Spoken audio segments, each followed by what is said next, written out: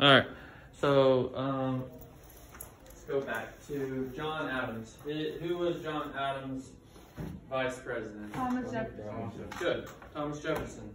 Okay, Thomas Jefferson was John Adams' vice president. And was John Adams, the presidency of John Adams, was he a good, successful president or not really? Not really. Nope.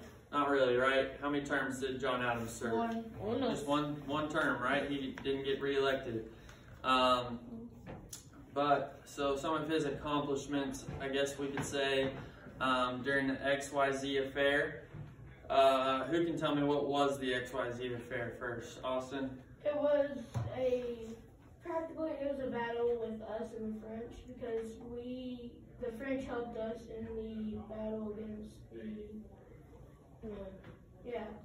and they helped us and we didn't help them when they were in the battle with Britain. So they thought we were against them, and thus they wanted us. They captured our ship. So they captured some of our ships, very good. And then in return to stop capturing ships, what did they want? Money. Money, right? 85K and 10 million. They demanded a lot of money to stop capturing United States ships. And then in the report, did the report list the names of the French? Nope. No, that's because it was XYZ. Okay, they just listed them as XYZ. But an accomplishment of John Adams could be that he helped negotiate peace because we could have gone to war with the French, but he was able to keep us out of war with the French. So we stayed out of war. That's an accomplishment of the presidency of John Adams. Was no war. And then throughout this process, he helped build up what? What did he help build? Anyone remember from yesterday? We discussed it a little bit. No, he helped build the United States Navy. Okay, so he helped build up the United States Navy because our ships were getting captured by the French, and so John Adams sent out these frigates, which were these big warships, along with those smaller ships to help them from being captured. So John Adams, an accomplishment of him could be that he helped build up the United States Navy. Okay. Who can tell me what were the Alien and Sedition Acts? Wait. Maya, tell me what was the alien part of it? About immigrants. Okay, it had to do with immigrants. Very good. Okay, what about immigrants? Was it lenient on immigrants or was it harsh on immigrants? It was harsh on immigrants. Okay, it was harsh on immigrants. How so, JT? 14 years and then you'll become a citizen? Very good. So originally, under George Washington, it only took 5 years to become a citizen if you were an immigrant. But under John Adams, he's going to make it 14 years to become a citizen. And, yeah, you got something to add, Austin? They could also send you out of the state. Okay, good. The president could send you back to the country you came from if he thought you were a criminal or you thought you were trouble, basically. But a lot of these immigrants would have voted for who in the election? Thomas Jefferson, right? But because they didn't have citizenship, they couldn't vote. Okay, and then the Sedition Acts. What did the Sedition Acts do? Braden? What was the Sedition Act?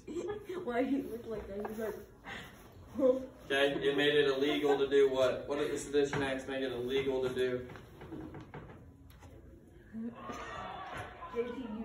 Sedition Act made it illegal to talk bad about the government. Oh, yeah. Okay? It made it a crime to talk bad about the government and to criticize the government. Good. And they still won the presidency. Good. So he wasn't president, but he Congress. Oh, Congress. Okay, he was a member of Congress. There was a member of Congress who ran for re-election while in jail for violating the Sedition Act, talking bad about the government, and still won re-election.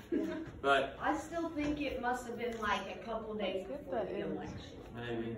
So the Sedition Acts were a violation of what? Of the First Amendment. Violation of the First Amendment, right? That's a violation of freedom of speech, freedom of the press. Okay?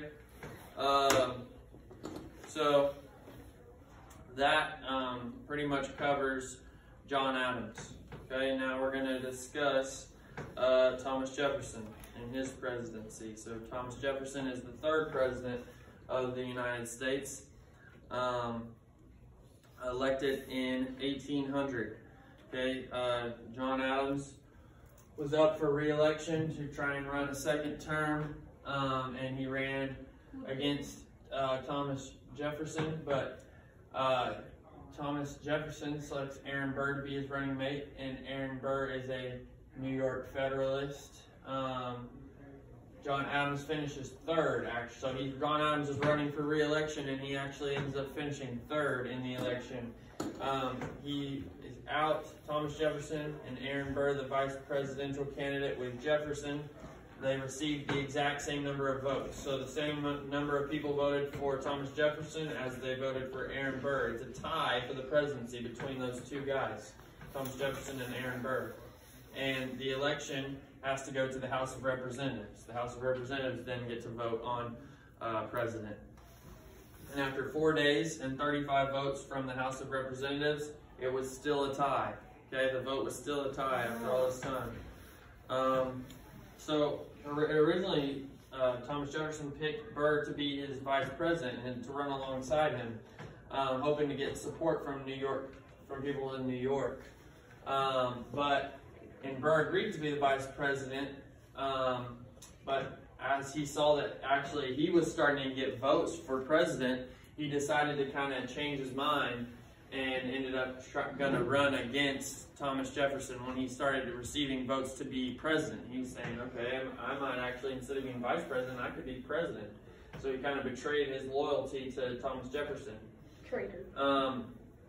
But Alexander Hamilton, who was a Federalist, and remember, Alexander Hamilton is the leader of the Federalist Party, who is the leader of the Republican Party.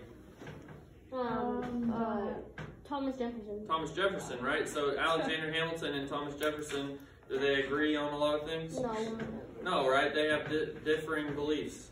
Okay, but look who flips their vote and helped win the election.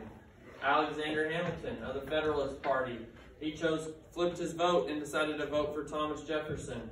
And on the 36th, Thomas Jefferson benefits from that flip vote, and Thomas Jefferson becomes the third president. Yes, Braden. Want to know why? Why what?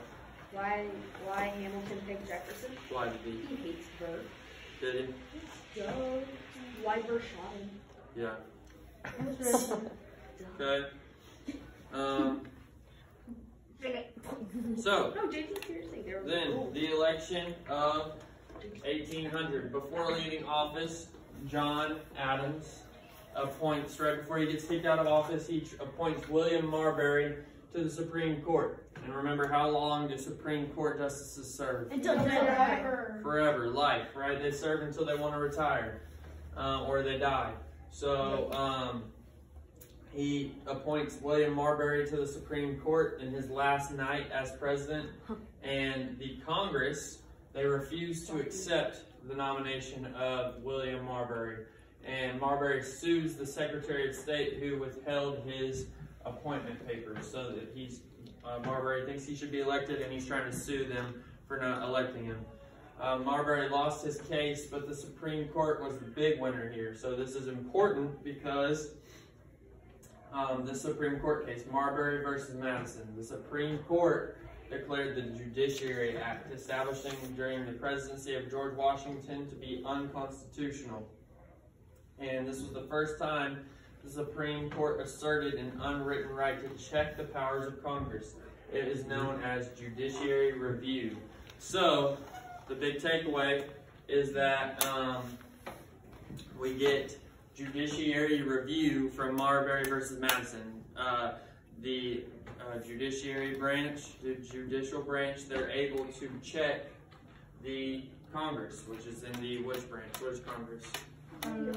Legislative. The legislative, right? So the judicial branch is able to check the legislative branch in a thing called judicial review.